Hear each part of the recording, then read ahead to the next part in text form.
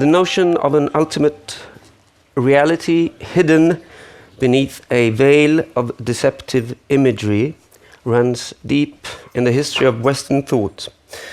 And to give you an early example, let me begin with a quote from the 6th century BCE Eleatic thinker Xenophanes. I quote, "One God among both gods and humans, the greatest, neither in bodily frame similar to mortals, nor in thought."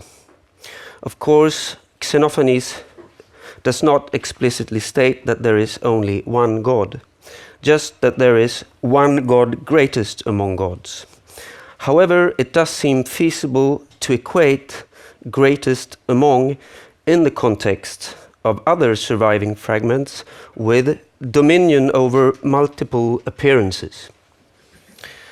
Before delving deeper into the implications of these verses, I should add a few saving clauses regarding the identity of Xenophanes. By referring to him as an Eleatic thinker, I have oversimplified matters by turning him into the founding member of a philosophical school and the alleged teacher of Parmenides. Yet the idea of a philosophical tribe or school centered around the Italian Greek colony of Elea did not emerge with the Eleatics themselves, but with the gradual shaping of a philosophical canon in the works of Plato and Aristotle. How the pre-Platonic thinkers perceived themselves and from whence they received their intellectual input remains a matter of controversy. This is not just academic nitpicking, but a reminder of how the terminological and generic distinctions that are typically made in retrospect between spiritual trends and modalities, between revelatory poetry and philosophical tractates, between philosophers, poets, and theologians, are not just means to clarify historical circumstances, but also measures of precaution. In view of such precautions, one should acknowledge that the identification of Xenophanes as a so-called pre-Socratic philosopher rather than a poet does obvious injustice to the fact that the fragments ascribed to him are all the works of a poet, and of a wandering rhapsode at that.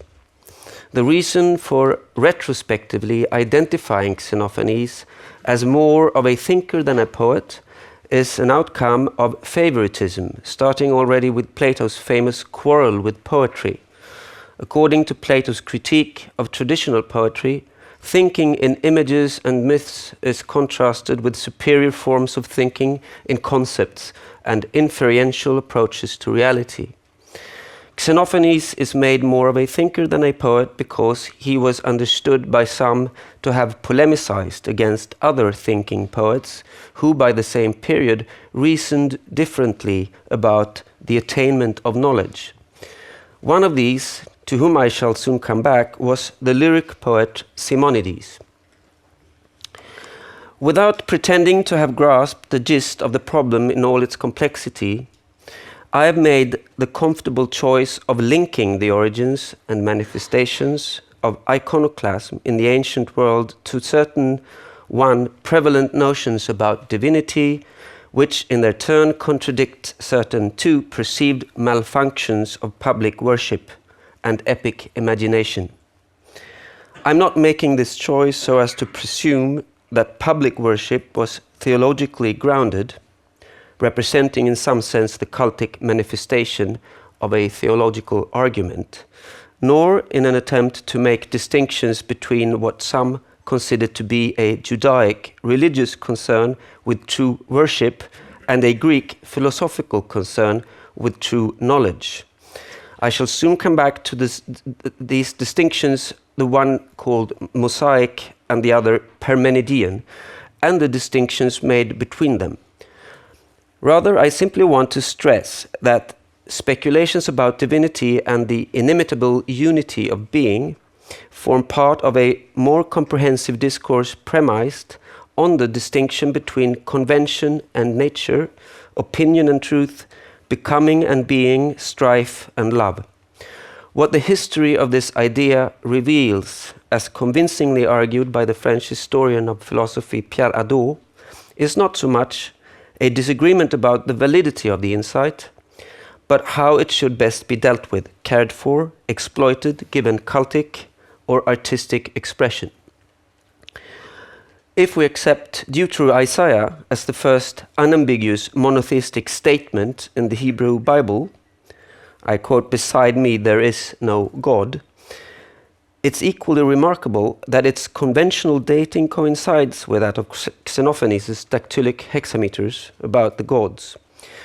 And without suggesting any direct influences, it does not seem entirely far-fetched to treat both the Jewish prophet and the Greek sage as representatives of an age by the beginning of the Second Temple period in which public worship was being variously reinvented and challenged in an emergent spirit of cosmopolitan intellectual exchange. An iconoclastic impulse is endemic to this discourse because it urges its auditor not to confuse being with mere appearances. A major predicament of the discourse, on the other hand, is its questionable representation of idolatry itself, namely as an inherent human incapacity to distinguish cultic representations from what they actually represent. Due to the fact that the hyperbolic misrepresentation of public worship eventually came to constitute such a prominent feature of Christian anti-pagan rhetoric, it's easy to overlook the extent to which early Christian writers, such as Tertullian and Justin the Martyr, borrowed their rhetorical figures from pagan philosophers. This embarrassing indebtedness to pagan philosophy reaches a stage of almost ironic confusion in the 5th century Christian historian Sozomen's paraphrase of a speech by Olympius, one of the pagans who sought to resist violent and iconoclastic attacks by a Christian mob in Alexandria around 391. Olympius is supposed to have consoled his fellow co-religionists by stressing that carved images are mere appearances made of perishable matter, whereas the powers that once dwelt inside them have flown to heaven. The distinction that Plato, in his rather arbitrary fashion, once made between poets and philosophers, is not unlike the one that early Christians made between pagan philosophers and Christians half a millennium later.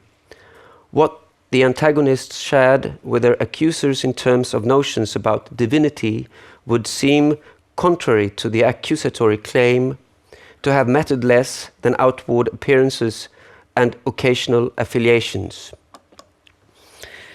A similar complication attaches to Jan Assmann's more recent differentiation between two once and for all decisive distinctions, the so-called Mosaic distinction and the Parmenidean distinction, which he considers to mark the critical divide between emergent currents of faith-oriented confessional religiosities and a knowledge-oriented science. I believe that this grandiose distinction of distinctions can be factored differently just by pointing to the comparatively minute case of Simonides, the non-philosopher. As already pointed out, Simonides was not considered worthy of being a philosopher because he did not philosophize properly. And yet, one of the quotes from him intended to ascertain this claim in Plato's Republic is taken out of context. Seeming even constrains or overpowers the truth.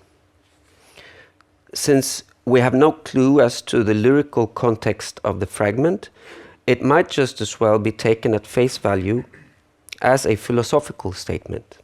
This is precisely the privilege eventually granted a strikingly similar verse attributed to Xenophanes.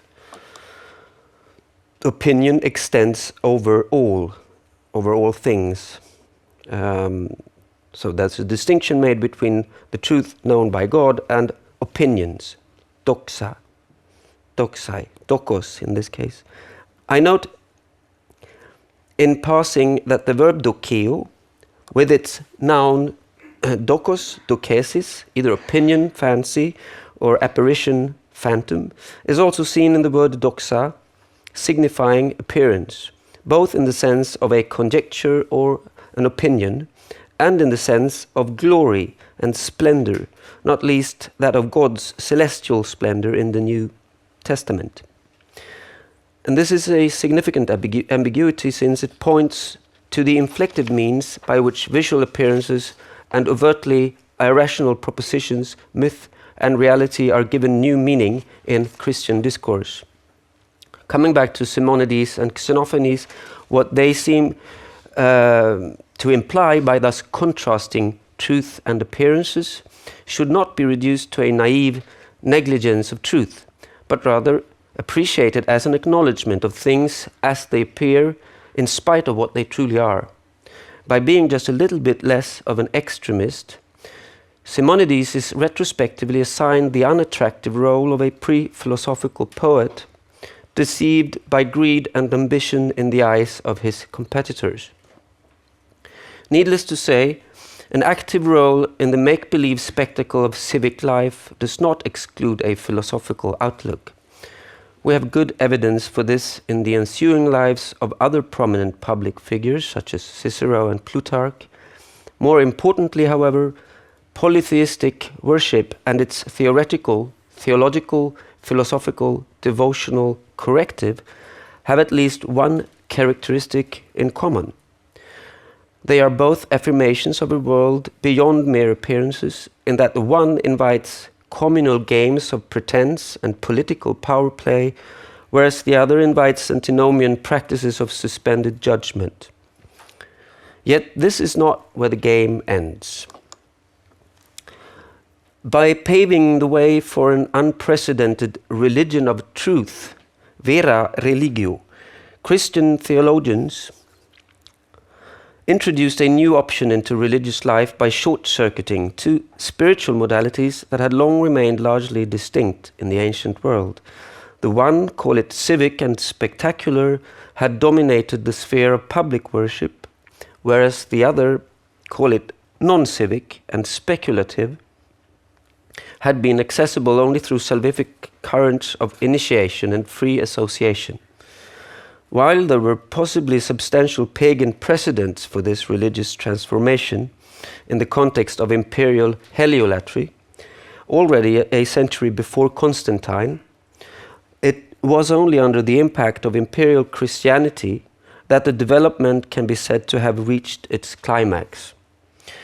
In recognizing how iconoclastic themes and tendencies were variously interwoven into the eclectic conceptual fabric of early Christianity, we are better prepared to sort out the apparent anomaly of resurgent iconolatry in the 5th and 6th centuries, as well as its most emphatic counter-reaction in the form of aniconic Islamic worship and the Byzantine iconoclasm. Just to give this complex and fascinating topic at least some brief final attention, the conundrum, if not to say impossibility, of the icon of Christ can be conceived as the most glaring display of a compromise between those spectacular and speculative aspects of ancient religiosity, between the affirmation of fallible appearances and the inimitable oneness of being that once tore the ancient world into incompatible fractions. As emphasized by the German art historian Hans Belting, the icon of Christ is neither a substitute for a once living human being, such as the fire mummy portraits produced in Roman Egypt, nor the mere visual tool for indicating a truly immaterial divine being, such as the Greco-Roman divine statues, but a visual proof of God's bodily presence on earth. The usual motivation for depicting things are no longer at issue. If the icon of Christ is neither understood as the visual trace of someone inevitably lost, nor the flawed imitation of an inimitable being, then this would seem to imply that the distinctions on which the iconoclastic impulse thrives have been largely overcome, or at least that the attempts at finding doctrinal justifications for iconolatry have been precisely about overcoming an impulse that continues to haunt the regimes of both faith and knowledge. That is, the impulse to resist the world as if it were beyond the constraints of credulity and disclosure. Thank you.